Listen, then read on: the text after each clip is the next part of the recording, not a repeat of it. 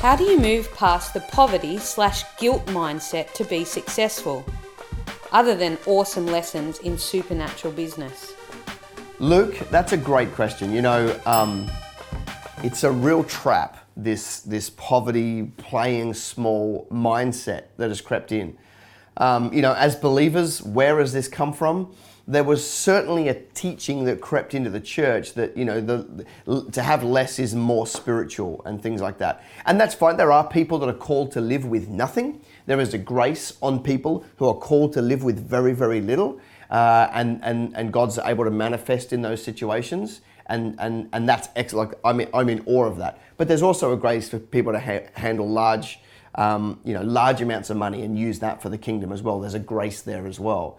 One is not right. The problem is, like you, Luke, when you're a business person and you're hanging on to that stuff from the past, that's a recipe for disaster.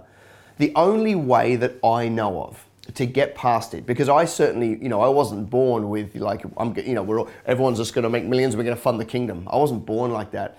I was certainly born with, money's hard to come by. It doesn't grow on trees. It makes the world go round. It's slightly evil.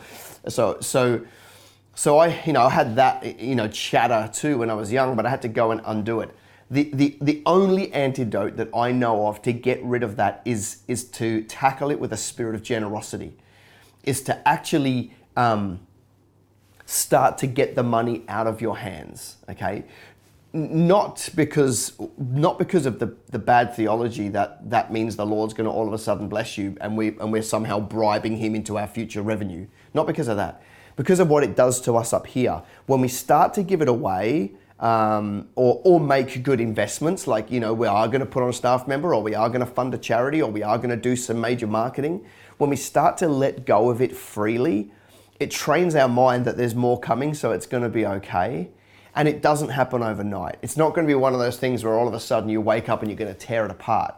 I'm not sure how old you are, but let's say I probably caught this when I was, 27, something like that. It's like I had 27 years of bad programming to undo. It's not going to happen in a second. It took years of me being intentional about being generous and getting rid of those old belief systems for me to actually start to fully believe it. And Luke, as a testimony, I sit here today expecting that lots and lots of money is going to flow into my business, because there is $13 trillion being traded around the world any second. You've only got to stick your hands out now and some money will stick.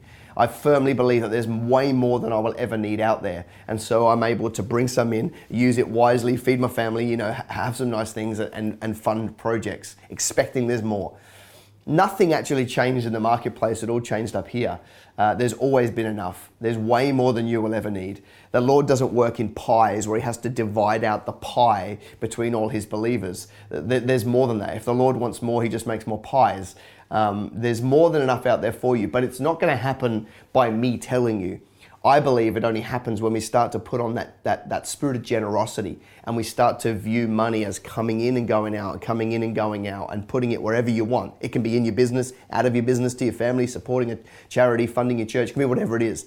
But starting to view money coming in and going out and being okay with that and letting the figures that come in and out get bigger and bigger and bigger over time is the only way I know how to deal with carrying that poverty mindset. Let me put it to you this way. The Bible says a house divided cannot stand. You cannot go and build a fantastic business, heaps of staff, heaps of influence, heaps of finance to fund projects, and still hang on to that from years gone by. The two are incompatible. You have to start. First thing I'll do is take this to the Lord and say, Lord, where did that come from? When did I start believing it? And what do I do about it? And I'm going to start being intentionally generous to combat it, to rewire my brain so that I don't carry that rubbish anymore.